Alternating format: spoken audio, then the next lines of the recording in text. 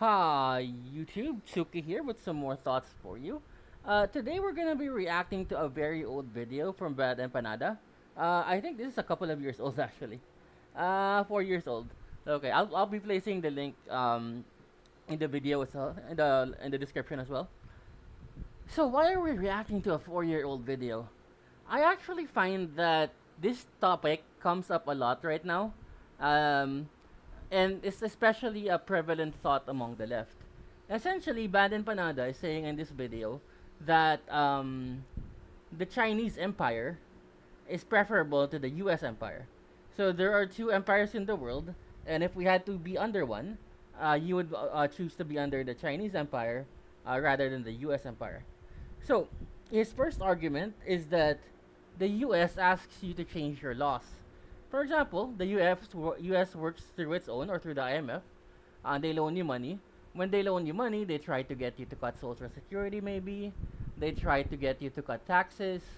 Maybe they try to get you to implement austerity, or a lot of different things. I'm sure you know all the stuff the U.S. can do.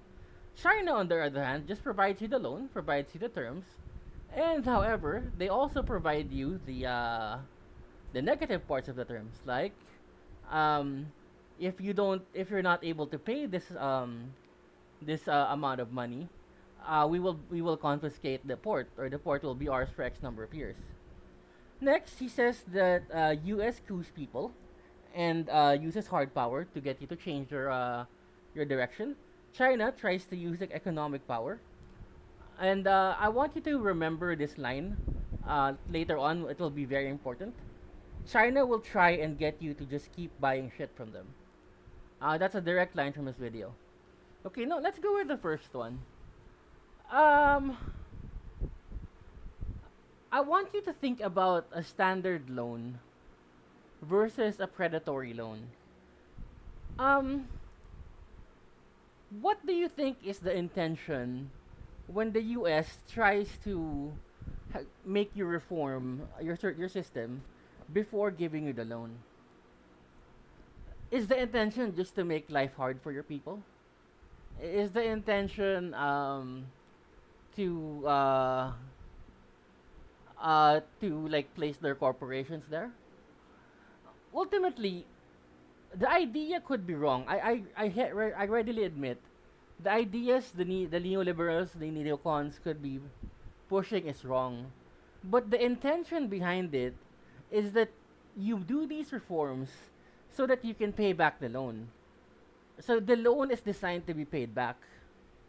Now, let's go to the Chinese loans. They give you a loan, they tell you to do whatever you want with it, and then if you're not able to pay, then they will just take your port. Okay.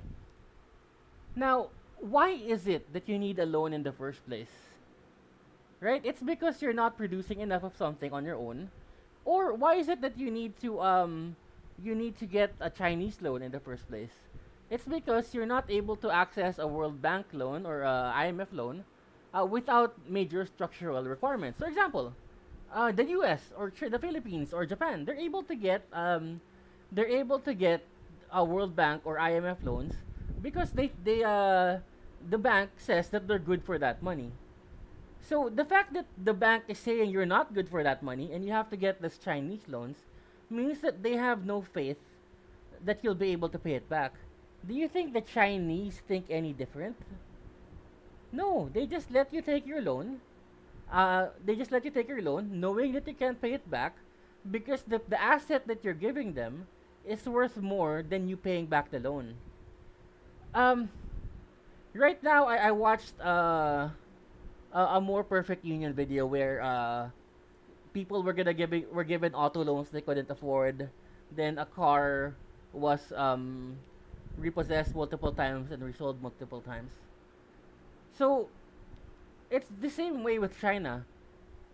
They take your port. Now you don't own that port anymore.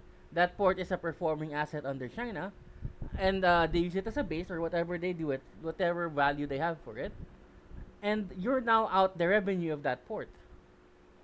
So ultimately, it makes you weaker. So the intent of both is different. The intent of the US is to help you pay for the loans. While I agree it could be a better system, they could have done better things, but that's the intent of it. The intent of China is to let you fail. Now, second, US coups people and uses hard power. Now, he also gives the example of South China Sea and Indonesia, India rather, versus the U.S. actions in Afghanistan and Iraq, and kung how these sides compares. So essentially, he says that while the Chinese may use hard power from time to time, it's nowhere compared to the scale of the U.S. Okay, so I just want to point out here that we've already established that both empires, whether Chinese or U.S., are okay with using hard power when it suits their purposes, by his own admission. That means that the only reason that China hasn't been able to do an operation on the size of Iraq or Afghanistan is because they don't have the army yet to do it. More importantly, they don't have the means to transport the army from one end of the world to the other, like the U.S. Navy does. So that's why they could never do something like that. However, once they do develop that capability and the US degrades their capability, the Chinese could very well do that as well. You've already seen that they're not averse to using their military in local conflicts. Now, one of the most important things here is the sentence I asked you to remember. China and will try and keep you and get you to keep buying shit from them. This is actually one of the most fundamental reasons why a Chinese empire cannot really work. Um, and it has to do with the culture of the people. If you consider, uh, let's say you consider a household in like Shanghai or Beijing versus a household in the U.S. A household in the U.S. would have a 6% savings rate. A household in Shanghai or Beijing would have a 40% savings rate. In fact, that's one of the main problems of the Chinese economy right now. They have so many products that they produce that they can't sell it in their own market anymore. Why? Because the people aren't willing to buy. The people want to save their money. And then they export, they dump all of these exports into other markets. All right, now, am I saying that it's bad to save money? Surely that's a positive trait, right? Not if you're the world's central economy. Why is that? Okay, think of how this would go. China saves all its money. How would you then, as a third-party nation, sell your sell your products to China? They don't want it. They can't even buy their own products anymore. Next, how if you can't sell your products to China, how would you develop?